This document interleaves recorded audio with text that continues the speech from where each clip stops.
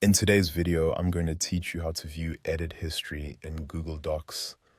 If you've ever wanted to check what changes were made to a document when they were made, or review an earlier version of your file, Google Docs makes that very easy with its version history feature. This is especially helpful when you're collaborating with other people, tracking edits over time, or simply trying to recover something that was changed by mistake. To get started, open your Google Doc. Make sure you're inside the document where you want to review the edit history. Once the file is open, look toward the top left area of the screen where the main menu options are located. From there, click on File. This opens a drop-down menu with a range of options related to your document, including sharing, downloading, and document settings. For this tutorial, we're focusing on the version tracking tools built into Google Docs. After clicking File, move your cursor down until you see Version History. Hover over that option without clicking right away. When you do this, another small menu will appear to the side.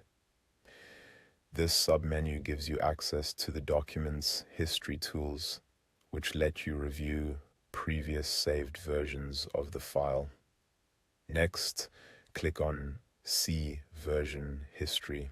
As soon as you do that, Google Docs will open the version history panel, usually on the right-hand side of the screen. In this panel, you'll be able to see earlier saved versions of the document listed by date and time. If the document has been edited multiple times, you may see several entries grouped by day or time frame.